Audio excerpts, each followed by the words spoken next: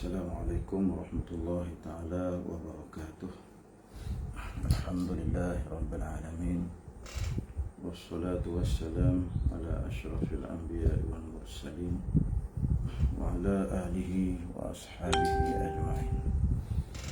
Allahumma rabbi shrah li sadri wa yassir li amri wahlul 'uqdatam min lisani yafqahu qawli. Subhanaka la ilma lana illa ma 'allamtana innaka antal alimul hakim. La hawla wa la quwwata illa billahil aliyyil azim. Allahumma iftah bainana wa bain qaumina bil haqq wa anta khairul fatihin. Allahumma ja'alna mimma yastami'una al-qawla wa yattabi'una ahsanah. Alhamdulillah. Sama-sama kita bersyukur kepada Allah Subhanahu Wa Taala di atas kurniaan yang diberikan pada kita semua sehingga dapat kita bersama-sama dalam kuliah online Masjid Kota Damansara yang menggunakan buku Tasawuf Moden, dan kali ini insya-Allah kita sambung daripada muka surat 207. Tajuk pertama, keadaan manusia mengingati mati. InsyaAllah kita bincang sedikit tajuk ini.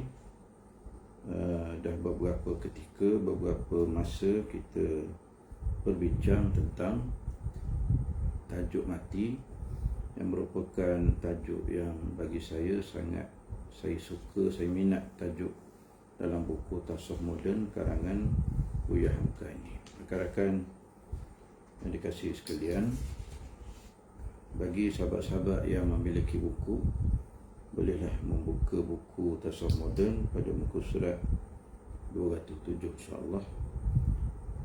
Tajuk 1, keadaan manusia mengingati mati. 3 caranya orang mengingati mati. Mula-mula Buya Hamka cerita tentang keadaan secara nokta. 3 cara orang mengingati mati. Yang pertama, ada yang tidak ingat sama sekali.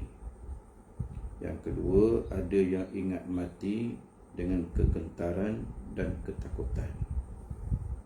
Dan yang ketiga, dan ada yang ingat dengan akal budi dan hikmah. Itu di antara 3 cara orang mengingati mati, keadaan manusia dengan mati. Iaitu, saya ulang balik, A, ada yang tidak ingat sama sekali. B, ada yang ingat mati dengan kegentaran dan ketakutan. C, dan ada yang ingat dengan akal budi dan hikmat. InsyaAllah kita akan pergi satu-satu daripada tajuk ataupun keadaan, 3 keadaan orang mengingati mati ini. Pertama, orang inilah yang sangat merugi, iaitu yang kita bincang tadi. Jenis yang pertama mengingati mati, iaitu orang yang tidak ingat sama sekali tentang mati. Kata Buya Hamka, orang inilah yang sangat merugi kerana tidak ingat kematian. Tak terbayang-bayang dalam fikirannya, seakan-akan telah tetap dalam otak bahawa mati itu tak ada. Saya rasalah keadaan manusia begini ni jarang ada manusia begini. Cuma dari segi masa kita sekarang, kita yang diberikan oleh Allah dengan ujian dunia sekarang ini, maka kita dapati bahawa bukannya orang tak ingatkan mati, tetapi perbuatan mereka itu menunjukkan seolah-olah mereka itu rasa bahawa mereka tidak akan mati. Itulah di antaranya yang kita faham daripada perenggan pertama ini. Ada jenis orang yang langsung tak ingatkan mati. Bukti mereka ni tak ingatkan mati, agaknya macam mana kita nak cari buktinya? Mereka hidup dengan keadaan dunia, dipengaruhi oleh dunia, dan mereka sentiasa dalam keadaan tidak mempersiapkan diri untuk menghadapi mati. Jadi rakan-rakan sekalian, dari segi syarah perenggan pertama ini, bagaimana keadaan ini timbul? Justru habuan dunia atau ujian dunia atau godaan dunia menyebabkan manusia yang tidak lupakan, menyebabkan manusia itu dia lupa pada mati. Sebenarnya dia ingat, tapi oleh kerana agenda dunia terlalu banyak yang dia lalui setiap hari, menyebabkan dia ketepikan, dia pinggirkan akan apa? Akan perasaan ingatkan mati itu. Itu di antara situasi yang boleh kita faham daripada perkataan Buya Hamka tadi. Orang ini tidak akan merasa hakikat mati sebelum menyaksikan sendiri. Orang ini baru dapat mengingati mati lantaran mengingat anak atau harta. Dia payah memikirkan bagaimanakah berlaku kelak. Siapakah yang akan menjadi suami isteriku kalau aku wafat? Bagaimanakah jadinya anakku kalau aku telah menutup mata? Begitulah orang ni, bila datang mati pada dia, barulah dia rasa menyesal. Masa itulah dia mula fikir. Fikiran dia pula tu fikiran yang tidak sepatutnya berlaku ketika hampir mati tu. Kalau nazak datang, dia mula fikir bagaimana keadaan bini aku ni, isteri aku ni, siapa nak kahwin lepas dia, nanti lepas aku mati ni siapa pula nak kahwin dengan dia, lelaki tu siapa, bakal suami tu jenis orang macam mana. Begitulah keadaannya, dan dia fikir harta semata-mata. Dalam keadaan nazak nak mati tu fikir lagi pasal harta. Inilah orang yang tidak ingatkan mati. Tapi bila mati tu datang, keadaannya sangat buruk. Serupanya keadaannya, situasi dia tu sangat rugi kerana orang ni telah diberi masa oleh Allah Subhanahu Wa Taala. Banyak masanya Allah beri, sampai kadang umurnya 90 tahun, umurnya 100 tahun Allah beri masa. Kalau kita kira nyawa kita 80, seseorang tu umur 80, 78, 75, itu pun dikira sudah panjang. Dan masa-masa yang 70-an ini, 70 tahun ini, sepatutnya kita ada masa untuk mempersiapkan diri untuk menghadap Allah, buat bekalan yang banyak untuk menghadap Allah Subhanahu Wa Taala. Tetapi malangnya dia tidak melakukan perkara ini. Harta, dia ada harta. Dari segi masa, dia ada masa. Dari segi harta pun dia ada harta. Dia boleh bersedekah. Dari segi masa, dia pun ada masa. Kerana orang kaya yang banyak harta ini, dia banyak masa. Kebiasaannya begitu. Masa dia untuk buat persiapan ke akhirat ada. Harta dia untuk buat persiapan ke akhirat seperti bersedekah pun ada. Tapi dia gagal untuk mengambil peluang keemasan yang diberikan oleh Allah Subhanahu Wa Taala kepadanya ini, sebabkan jadi dia akhirnya jadi orang yang merugi dan tidak menggunakan masa dan hartanya untuk bersiap ke negeri akhirat. Kalau mayat dipikul orang di hadapan rumahnya, dibacanya inna lillahi wa inna ilaihi raji'un. Orang macam ni, itu orang yang tak ingatkan mati ni, dia reti juga istirja'. Istirja' ni ialah inna lillahi wa inna ilaihi raji'un. Dia awal-awal lagi dia sebut, dia reti sebut kataan bunyi pun macam Arab. Bila tengok orang mati, Allah, orang mati, inna lillahi wa inna ilaihi raji'un. Kerana sudah teradat demikian. Kenapa sebut tu? Adat orang sekarang, bila mati sebutlah inna lillahi wa inna ilaihi raji'un. Tapi manusia begini bukan mengingati kematian untuk dirinya, tetapi memikirkan orang lain. Ada juga dia mengaku ingat akan mati, cuma dengan mulutnya, tidak sejak dari hatinya. Dibawanya lengah saja perasaan takut mati yang ada dalam batinnya. Begitulah keadaannya rakan-rakan sekalian. Kalau dia mengingatkan mati pun di ujung-ujung saja kehidupan dia tu. Kalau dia rasa takut pun dibuat tak layan, dia takut dengan mati tu. Begitulah keadaan orang yang tidak mempedulikan tentang mati ni. Kata Buya Hamka tadi, ada juga yang mengaku ingatkan mati cuma dengan mulutnya saja, tapi dengan perasaannya, dengan jawarih atau anggota badannya tidak menunjukkan dia ingatkan mati. Dari segi ungkapan kata yang dikeluarkan dari mulutnya langsung tak dijaga. ucapan dia ucapan-ucapan yang hanya menunjukkan dia ini mengutamakan dunia semata-mata. Begitu keadaannya rakan-rakan sekalian, suasana golongan yang pertama. Mudah-mudahan Allah Subhanahu Wa Taala mengelakkan kita, menjauhkan kita dari menjadi golongan yang pertama ini, golongan yang langsung tidak pedulikan mati, golongan langsung tidak ingatkan mati. Gitu rakan-rakan sekalian. Saya semalam 2 hari di Kuantan. Sekarang ni saya di Kuala Terengganu. Sepanjang PKP ni di Terengganu. Semalam pergi 2 hari di Kuantan kerana adik sakit. Adik saya yang pernah saya bincang juga beritahu kepada tuan-tuan dalam kuliah-kuliah saya. Adik saya yang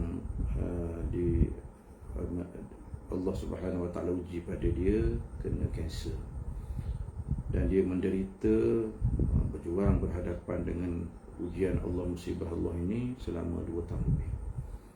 Dan semalam Allah Subhanahu Wa Taala jemput dia, panggil dia balik kepadanya pada hari Jumaat, dalam malam Jumaat pukul 9 dalam 9.50 gitulah. Dan di depan mata saya sendiri lihat bagaimana perjalanannya pergi ataupun pulang kepada Allah Subhanahu Wa Taala. Kita lihat sikit demi sikit, akhirnya Allah Subhanahu Wa Taala ambil dia sepenuhnya. Dan saya nak kaitkan dengan kisah ini dengan apa yang kita baca ini, rakan-rakan sekalian. Apa yang kita baca ini menggambarkan pada kita bahawa mati itu di hadapan kita ada contoh-contoh yang banyak.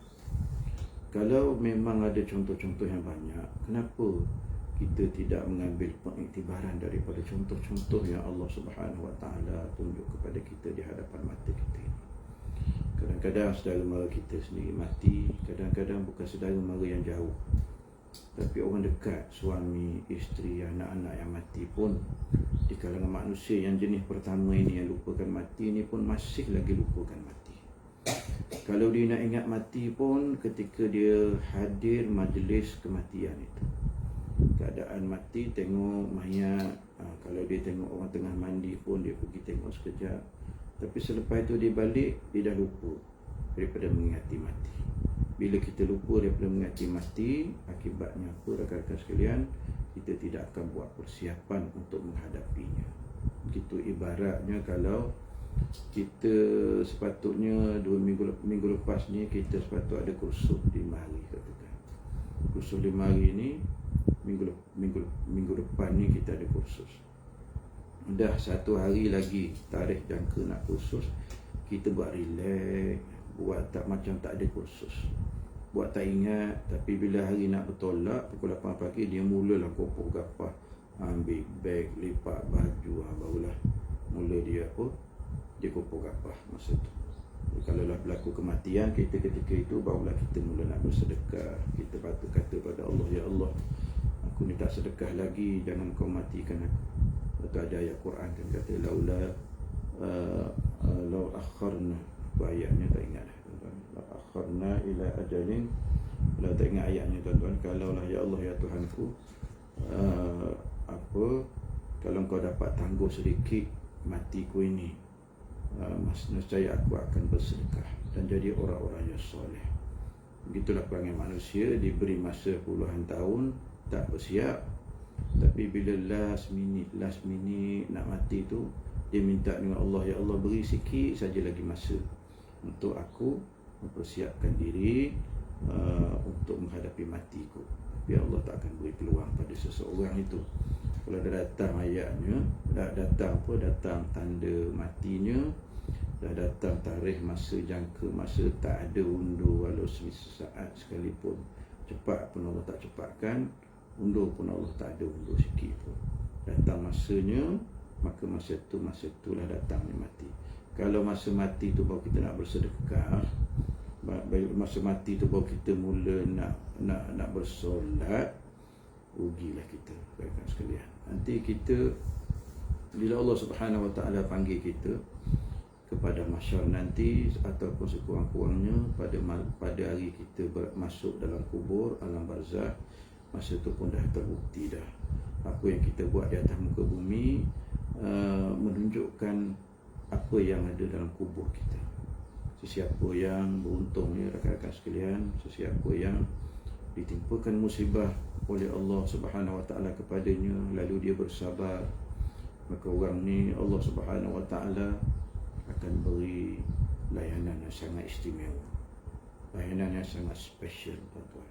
Bila Allah beri dia musibah, dia bersabar dengan musibah, itu adalah suatu bekalan yang sangat bagus, sangat baik, sangat menguntungkan dia, terutama di alam pertama yang dia tempuh selepas dunia ini, iaitu alam barzah. Dia masuk kubur dalam keadaan dia telah pun menjadi ahli syurga. Disebabkan apa? Allah beri dia musibah, Allah beri dia sakit, Allah beri dia kesusahan, dia pun hadapi segala musibah, segala kesakitan yang Allah beri itu, segala kesusahan yang Allah beri itu, dia layani dengan kesabarannya. Maka Allah beri pahala yang sebanyak-banyaknya, sehingga kan pahala orang terkena musibah ini tak terkira banyaknya. Allah yang beri. Sehingga kan saya ada terbaca satu hadis Nabi mengatakan bahawa orang-orang biasa, orang-orang yang berada di padang mahsyar, bila melihat kita yang dikenakan musibah yang bersabar ini, maka orang ni rasa dengki dengan kita, dengki dengan orang yang ditimpakan musibah dan bersabar di atas muka bumi. Orang biasa tengok kita, dia rasa dengki, sampaikan dia akan kata, kenapa Allah Subhanahu Wa Taala tidak berikan padaku musibah dulu, supaya aku menjadi orang yang lebih di padang mahsyar sebagaimana orang itu.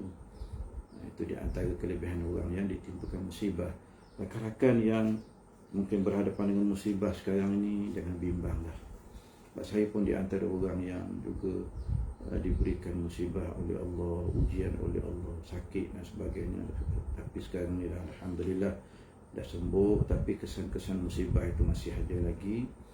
Kalaulah saya sabar, mudah-mudahan saya sabar, dan juga rakan-rakan lain yang mendengar kuliah kita ini, yang mungkin di kalangan orang yang diberi uji oleh Allah Subhanahu Wa Taala dengan sakit, dengan musibah, dengan ujian, dengan kesusahan, kalau dia sabar, insya-Allah dia lebih di padang mahsyar nanti, dia di kalangan orang yang sangat lebih, sangat untung dengan keadaan di dunia yang Allah tetapkan atau Allah takdirkan untuk dia.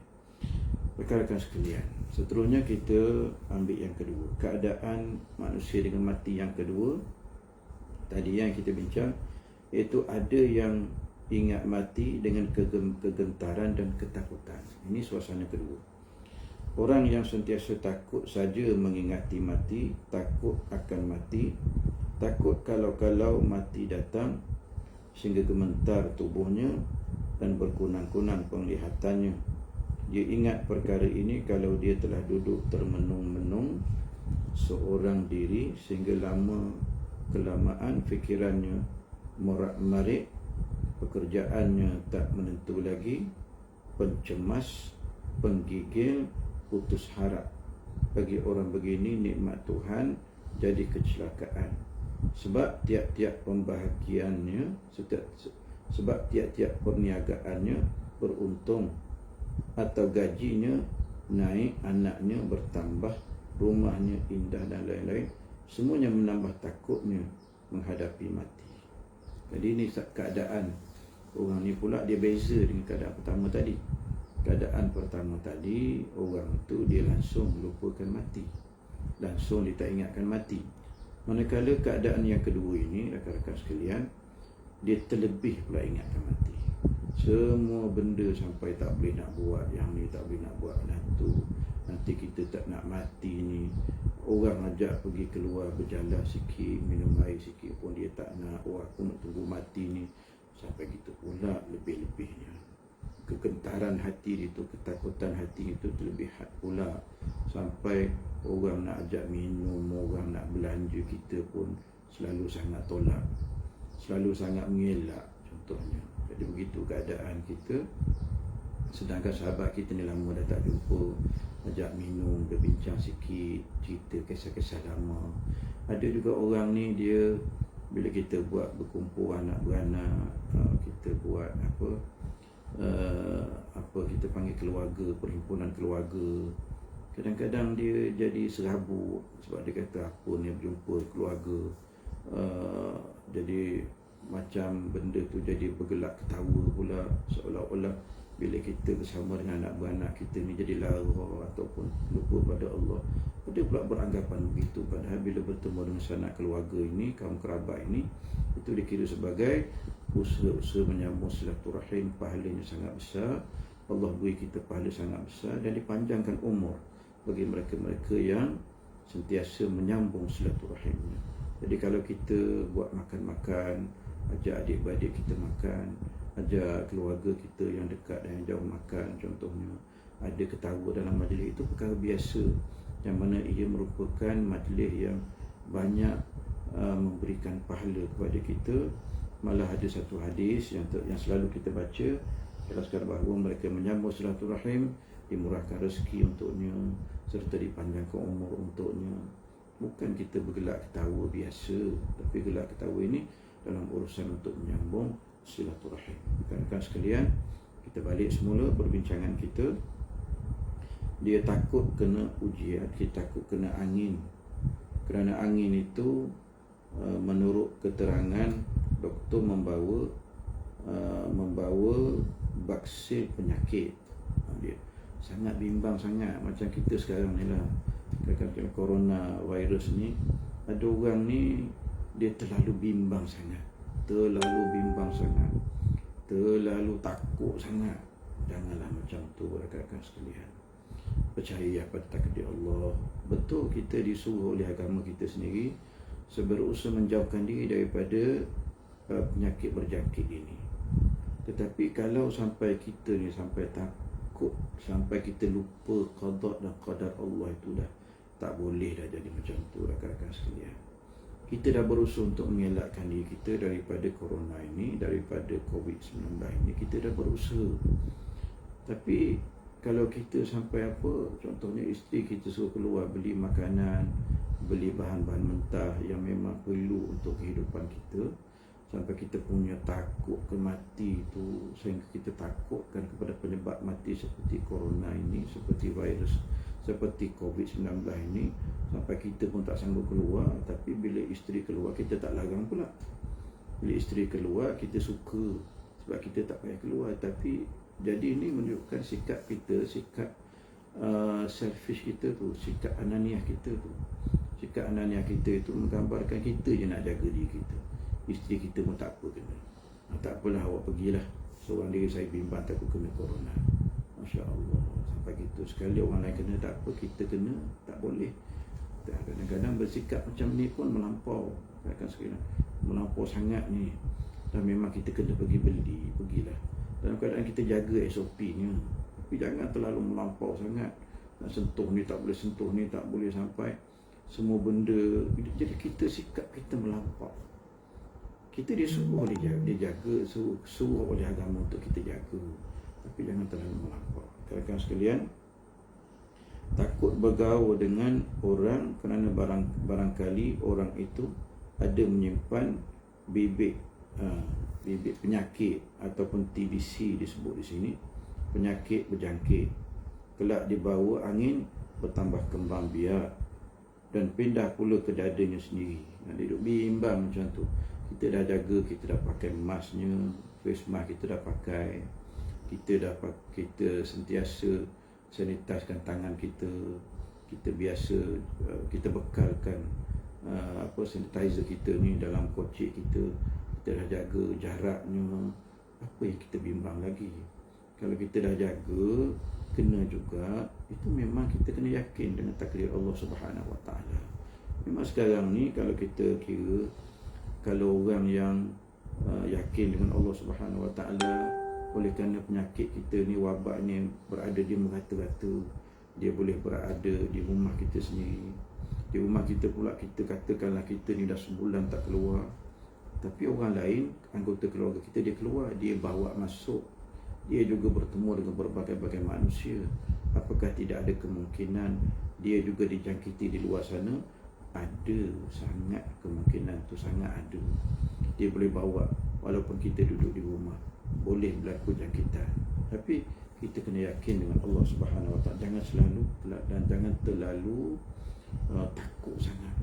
Jangan terlebihan sangat kita minta perlindungan dengan Allah Subhanahu Wa Taala. Kadang-kadang ada orang takut makan. Kalau makanan itu tidak diperiksa doktor terlebih dahulu, barangkali beracun ataupun tidak. Jadi kan sampai begitu takutnya, sampai nak makan makanan orang hidang tu pun nanti kan ada santau, nanti kan ada sihir, nanti kan ada racun. Jadi takut kita tu terlebihan. Sultan Abdul Hamid menggaji seorang tukang cicip, yakni tukang rasa. Makanan yang akan baginda makan haruslah dimakan oleh tukang cicip itu terlebih dahulu. Akhirnya tukang cicip makanan itu kaya raya lantaran gajinya. Ia tidak mati kerana racun, melainkan kemudian Sultan Abdul Hamid mati di tanah buangan. Subhanallah, ya. Dia sebut cerita tentang seorang sultan yang terkenal, ya, Osmaniyah Turki, Sultan Abdul Hamid. Digaji seorang lelaki untuk cicip makanan, rasa makanan dia sebelum dia makan. Sebab apa? Bimbang. Memanglah orang besar ni dia perlu rasa bimbang. Terutama Sultan Abdul Hamid, dia ada musuh di kalangan Yahudi, di kalangan musuh rakyat dia sendiri. Memang begitulah keadaan pemerintah, dia sentiasa ada musuh. Baik ke, adil ke dia, atau sebaliknya, dia tetap ada musuh. Begitu keadaannya. Kalau dia buat benda baik pun ada saja orang tak setuju. Begitulah keadaan manusia. Ada manusia ni, kita buat benda baik pun dia tak setuju. Ada keadaan manusia ni, dia anggap benda jahat pun dia anggap baik. Itu istimewa lah orang macam ni. Buat jahat pun dia relax. Ada manusia ni yang pelik, yang sangat pelik. Apa benda kita buat pun dia tak setuju. Jiwa dia hanya jiwa memberontak. Gitulah. Saya ingat seorang sahabat saya bila berceramah, dia cerita tentang dua jenis serangga, dua jenis binatang. Yang pertama lalat, yang kedua lebah. Dia kata Allah Subhanahu Wa Taala jadikan dua binatang ni special. Yang pertama lebah, dia hanya cari sesuatu yang baik. Dia pergi tempat bunga, nak sedut, akhirnya jadi madu. Pergi bunga sana, pergi bunga sini. Kalau pergi bunga ini, dia rasa yang itu madunya. Itulah keadaannya. Manakala lalat ini diberi mata oleh Allah, dia hanya cari sampah saja, benda kotor saja. Rupanya kedua-dua binatang kecil ini memberi contoh pada kita tentang keadaan manusia. Ada manusia dia jenis mata lebah, dia hanya memerhatikan yang baik saja, dia langsung tak fikir benda jahat. Ada mata jenis manusia ni, mata dia, keadaan dia tu seperti lalat, dia hanya melihat benda jahat saja, benda buruk saja, benda busuk saja, benda yang langsung tak beri manfaat pada manusia. Ini jenis-jenis manusia. Kita ni jenis manusia apa, rakan-rakan sekalian? Kalau kita semua jenis manusia yang bermata lebah, alhamdulillah, semua benda kita jadi positif. Kita lebah ni dia hanya berterbangan mencari perkara baik saja. Manakala lalat, jangan sekali-kali kita jadi seperti lalat. Sebab apa? Lalat ni kerja dia ke hulu ke hilir, terbang ke sana ke sini, hanya untuk apa? Untuk dapatkan yang kotor, yang busuk, yang buruk. Itulah keadaan manusia. Subhanallah, kakak sekalian, ya. Jadi kita ambil semula tadi, kita sambung semula.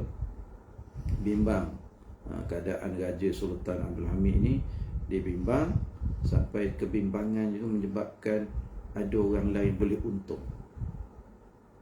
Maksud saya, ada orang lain digajikan khusus untuk cicipkan atau rasa makanan dia.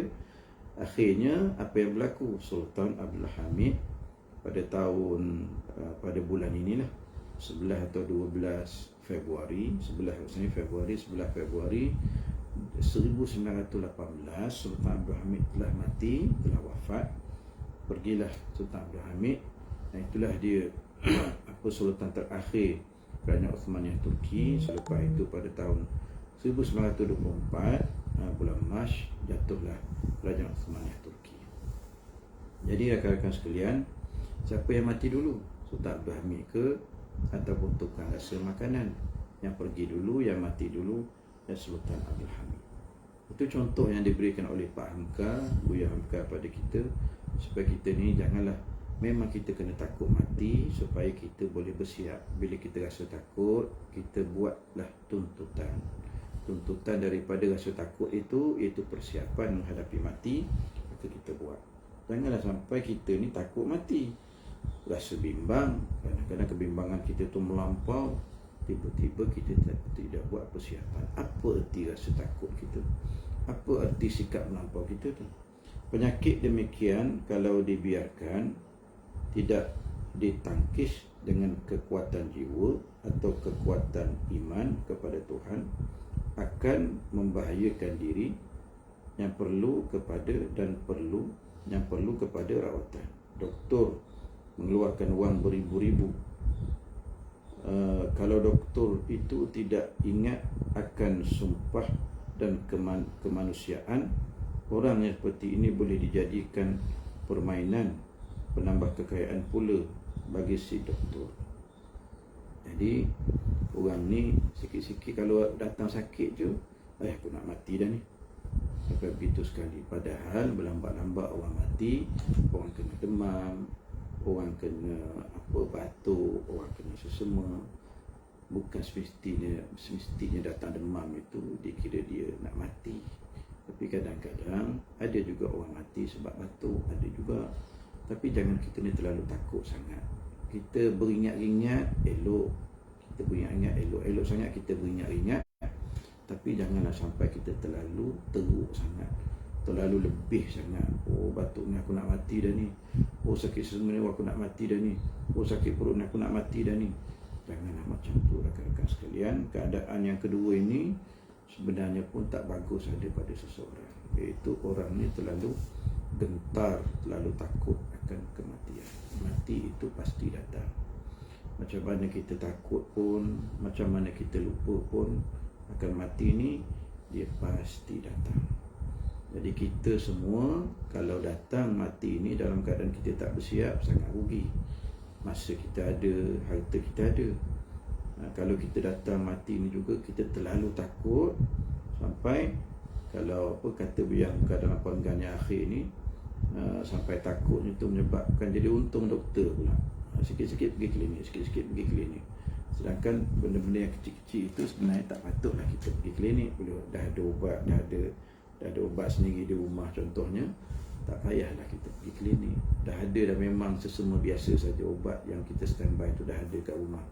Macam tu. Tapi begitulah keadaannya. Kadang dia jadi kita tengok orang macam ni, dia terlebihan sampai malam-malam pun sakit sikit je, batuk sikit je, dia telefon doktor sampai pukul 1 pagi, pukul 2 pagi. Jadi doktor pun serap. Ataupun kalau doktor ambil peluang lagi senang, boleh saya datang tak apa, tapi malam ni kena 1,500 lah. Macam tu.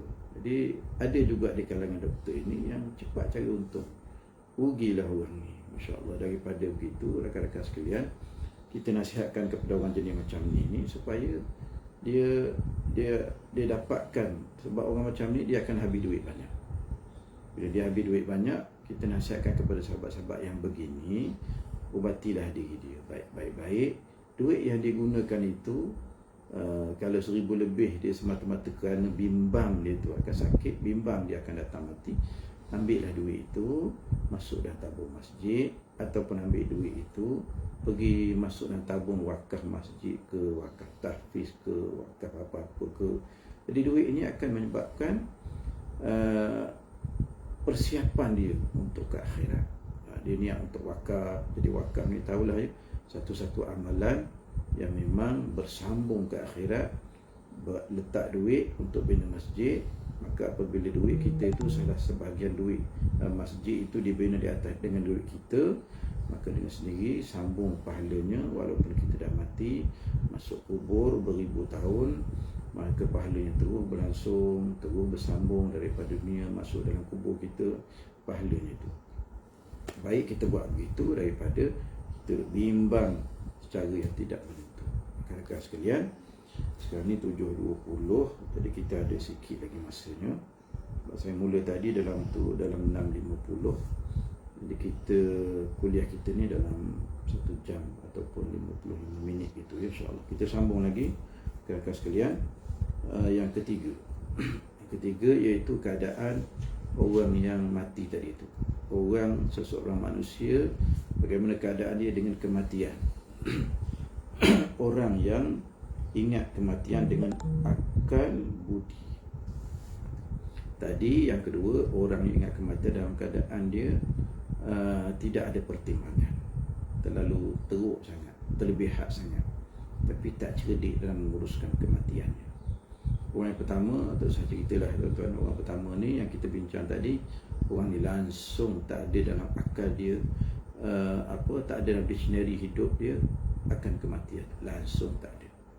Yang ketiga, orang yang ingin kematian, ingat kematian dengan akal budi dan hikmah. Tak ubahnya dengan orang yang naik haji ke Mekah.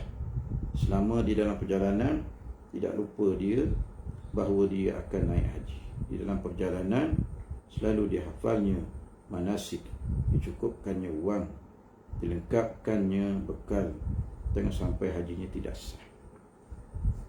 Kata Buya Hamka pada kita, orang yang ketiga ini yang sangat pandai menguruskan masa-masa akan datang, iaitu kematian yang nak ditempuhnya diuruskan dengan baik. Kata Buya Hamka seperti orang nak pergi ke Mekah. Orang nak pergi ke Mekah ni, kalau di tempat kita, dia kena kursus sampai 9 kali, mewakili 9 bulan. Kursus ini, topik ini, kursus ini, bulan ini, topik ini, bulan ini, topik ini, sampai khatam semuanya. Last sekali pergi ke tempat tabung haji di mana, di Putrajaya ataupun di Sepang, maka buatlah simulasi haji. Belajar lagi, hafal doanya, hafal ni, hafal tu. Itulah persiapan untuk orang pergi ke Mekah. Jarang orang yang tak buat persiapan begini. Kadang ada yang sampai hafal doa tu. Round pertama tawaf doa ini, round kedua doa tawaf doa doa ini. Jadi dia hafal satu. Itu kira saya pun tabik lah orang macam ni yang sanggup buat persiapan. Gitulah gambaran Buya Hamka tentang mati bagi orang yang berbudi pekerti mulia. Mati dia bukan sekadar takut pada mati, tapi dia buat persiapan untuk mati. Yang demikian adalah lantaran dia yakin bahawa ingat mati menghapuskan angan-angan yang tak menentu, menghabiskan was-was dan mengenang barang yang akan menghabiskan umur. Dia orang yang ingatkan mati ni, dia akan rancang dengan baik. Yang inilah sepatutnya kita semua, rakan-rakan sekalian, berada di dalam keadaan ini. Kita berada dalam situasi ini supaya kita sentiasa bersiap sedia, berjaga-jaga. Kita berada dalam mood standby sentiasa.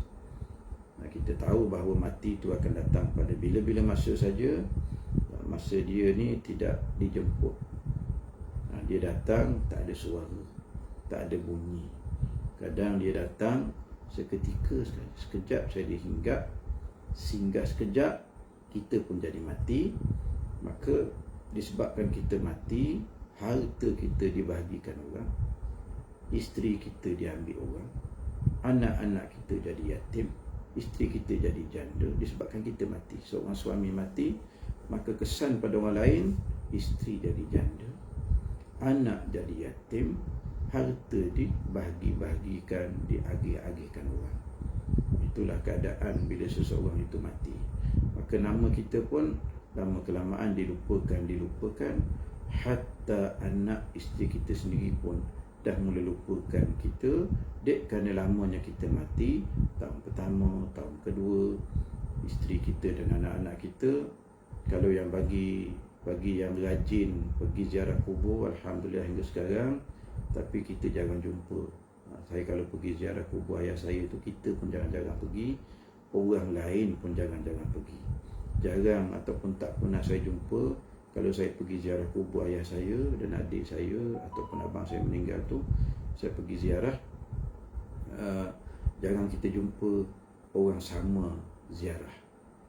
Yang kalau kita masa kita pergi, setiap kali kita pergi tu, tak ada orang yang boleh kekal ziarah kubur.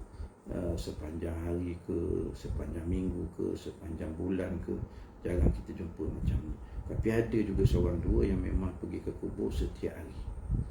Ada di kalau di tempat saya di Taman Kosas, ada seorang hamba Allah ini, kerja dia sentiasa pergi ke kubur anak dia.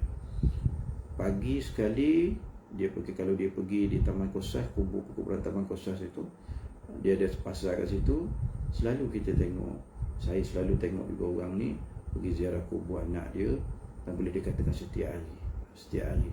Jadi setiap hari itulah ada peringatan untuk dia mengingatkan akan mati.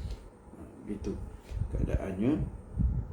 Jadi orang yang cerdik pandai ini, dengan kematian ini dia bijak menguruskan kematiannya. Dia akan mati tapi tarikh dia tak tahu, maka dia bersiap awal-awal lagi. Ibarat kalau kita tengok, saya juga pernah beri contoh seperti sahabat-sahabat kita yang belajar di Maghribi atau di Morocco. Di Morocco ni satu benda yang agak special dia, tuan-tuan. Bila seseorang belajar di Morocco, dia perlu sentiasa bersiap sedia dengan baca, dengan nota, dengan apa. Sebab apa? Sebab tarikh ujian tidak diberitahu, tarikh periksa tidak diberitahu.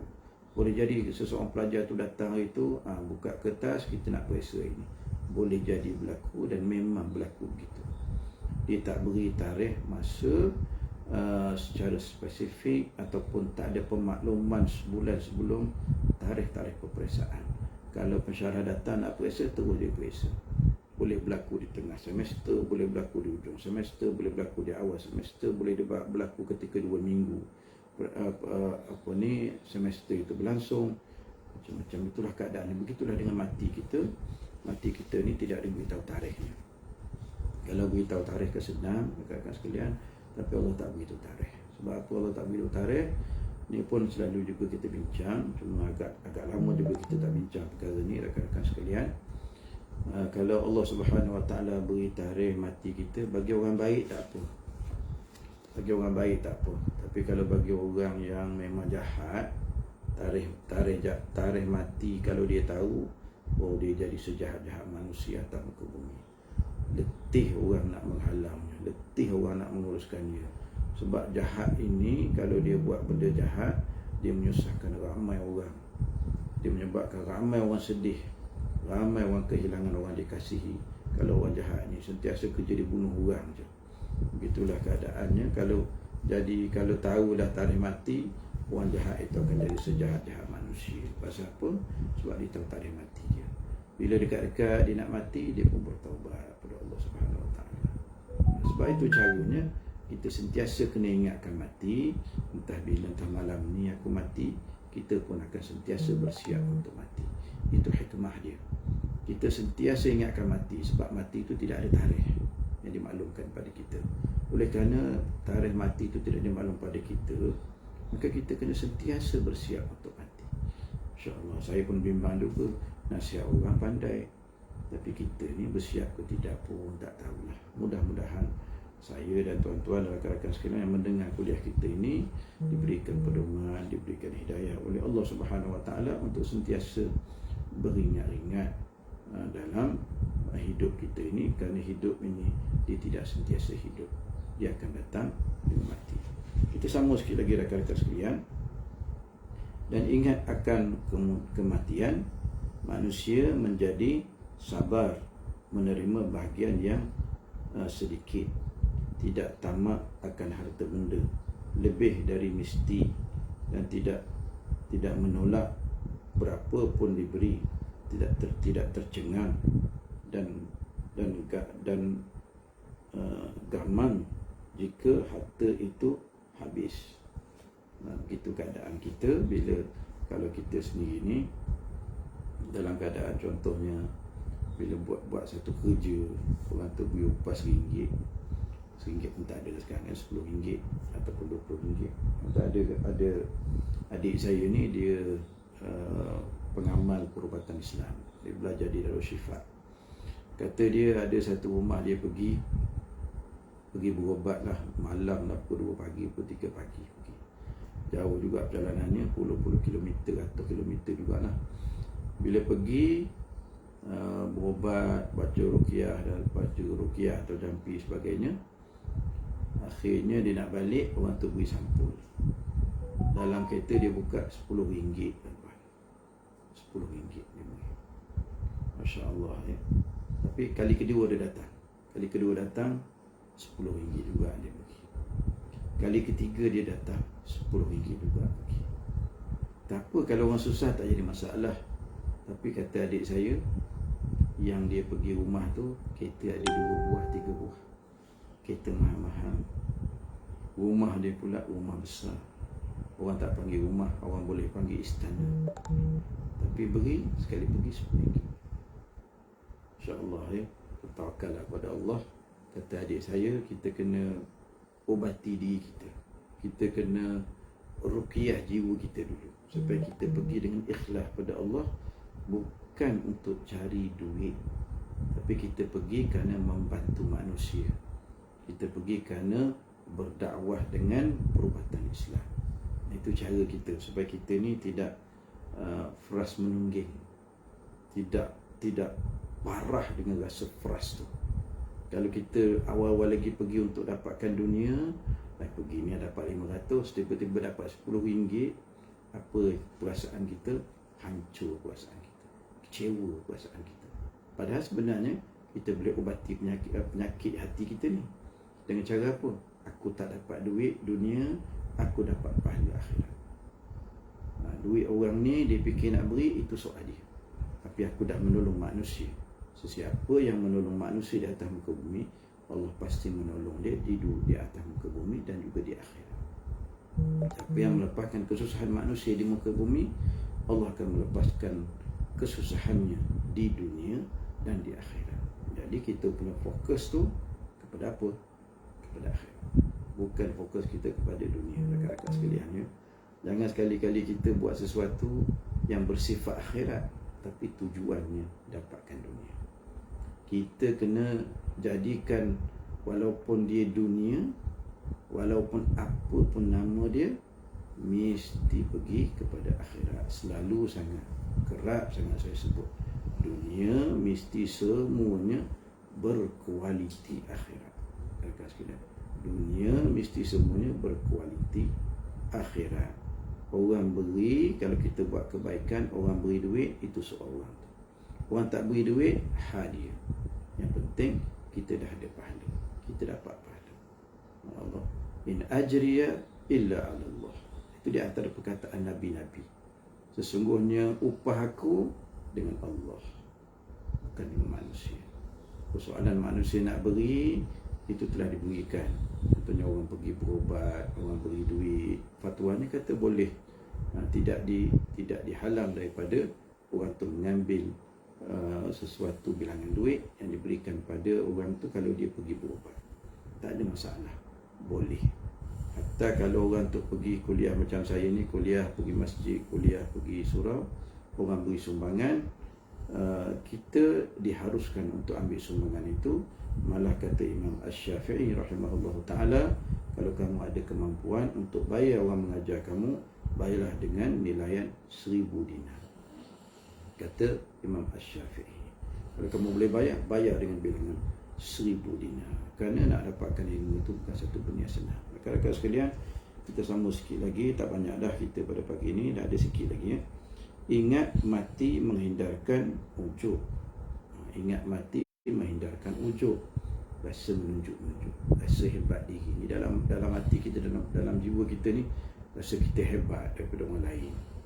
Jadi bila kita ingat mati, itu mencantas perangai atau sifat mazmumah, itu ujub yang ada dalam diri kita. Ingat mati menghindarkan takabur, sombong. Kalau kita ingat mati ni, gimana kau ni, kan nanti kau mati juga, nak sombong apa? Kau ni mati juga. Ingat tiap-tiap sehari melangkah dalam hidup, ingatlah mati sekali, supaya bekal ke sana bertambah banyak disediakan. Bekal ini senang, rakan-rakan sekalian. Bekal ini tak ada modal pun. Kalau ada modal pun kita nak bersedekah. Kita cari sesuatu, duit, kita bersedekah. Ada sikit, kita beri sikit. Ada banyak, kita beri banyak. Tapi yang lain, selain daripada sedekah, kita boleh buat. Kita boleh solat berjemaah. Kita pergi sentiasa patuh dengan solat berjemaah. Kita beri komitmen yang tinggi kepada solat berjemaah. Tentu sekali solat berjemaah ni di sebalik pahalanya banyak, bukan sekadar pahalanya banyak, tetapi sikap kita mematuhi perintah Allah Subhanahu Wa Taala itu sebenarnya. Lepas kita sendiri bila perintah Allah, orang ada pun kita patuh, orang tak ada pun kita patuh. Macam orang pakai tudung. Orang ada ke tak ada, dia patuh kepada perintah Allah. Bukan masa orang ada saja dia bertudung, tapi masa orang tak ada pun dia bertudung juga. Contohnya di tempat awam, tak nampak orang tapi tempat awam, tapi dia tetap bertudung. Begitu keadaannya, kesanggupan dia untuk mematuhi perintah Allah Subhanahu Wa Taala. Seterusnya rakan-rakan sekalian, tak banyak dah, sikit lagi penggan kita nak habiskan. Jangan sampai kejadian sedang terlengah-lengah menghadapi yang lain, malaikat maut datang tiba-tiba. Sebab mati itu mungkin datang secara mendadak. Hendaklah laksana jurutulis penjahat yang bekerja secara rapi bersedia memperlihatkan buku apabila tukang periksa datang. Jurutulis penjahat yang bekerja secara rapi bersedia memperlihatkan buku apabila tukang periksa datang. Begitulah keadaannya orang yang tulis buku. Dia tulis elok, contohnya dia tulis elok, walaupun kadang-kadang benda dia tulis itu tak betul pun. Tapi oleh kerana dia nak beri puas hati orang, orang datang cek, dia dah ada benda-benda, dia orang tu cek, okey. Begitulah keadaannya. Walaupun benda tu nampak bohong, tapi dia tulis dengan rapi. Tapi kita sebenarnya itu percontoh daripada buyah muka saja. Kita sendiri pun kena pastikan supaya apa yang kita buat itu akan dibawa ke akhirat sana. Sebagaimana telah saya bincangkan dengan tuan-tuan rakan-rakan sekalian, bila ada orang menjawab apa makna dunia, apa makna akhirat, itu soalannya, apa makna dunia, satu. Yang kedua, apa makna akhirat? Orang tu jawab, dunia apa-apa yang kita tinggalkan di dunia, akhirat apa-apa yang dibawa ke akhirat. Begitulah. Dunia apa-apa yang kita tinggalkan, akhirat apa-apa yang kita bawa bersama ke dalam kubur kita. Kita akan bawa semua ke dalam kubur kita. Benda jahat yang kita buat pun kita bawa dengan dosa. Benda baik yang kita buat di dunia, kita akan bawa ke dalam kubur berbentuk pahala. Kedua-dua perkara ini, dosa dan pahala, akan dibawa ke dalam kubur kita. Kita tak akan bawa benda lain, dosa pahala lah kita akan bawa.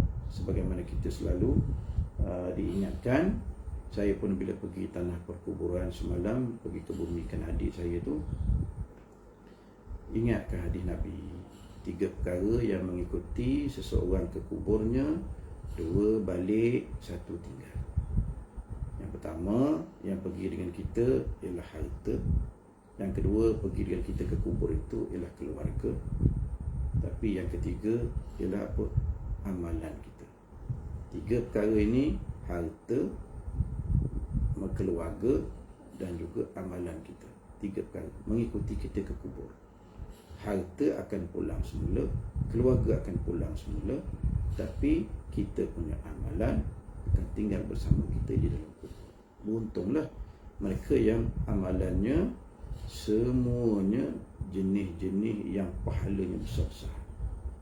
Pahala wakaf, bukan sekadar pahalanya besar, bersambung sampai ke akhirat, sampai hari kiamat bersambung. Ada yang derma RM1 saja tapi niatnya wakaf, bersambung pahalanya sampai ke akhirat. Selagi mana masjid yang ada di atas nama, duit dia letak RM1 je, tak dalam tabung untuk bina lantai masjid, katakan, untuk membina menara masjid, katakan, untuk bina masjid tu sendiri, katakan, RM1 je dia beri, sebab dia tak mampu. Tapi pahalanya terus bersambung sampai ke akhirat, sampai ke hujung dunia, sampai ke hari kiamat. Begitu Itu dia perbincangan kita pada pagi ini, rakan-rakan sekalian. Kita selesai dah sehingga muka surat 209. Nanti kita akan sambung pada perkara kedua, ehwal manusia seketika mati. Jadi itu yang kita bincang tadi, 3 jenis keadaan manusia yang mati. Yang pertama, manusia yang langsung tak ingatkan mati. Yang kedua, manusia yang terlebih sangat ingatkan mati. Yang ketiga, manusia yang sangat bijaksana mempersiapkan dirinya untuk menghadapi mati.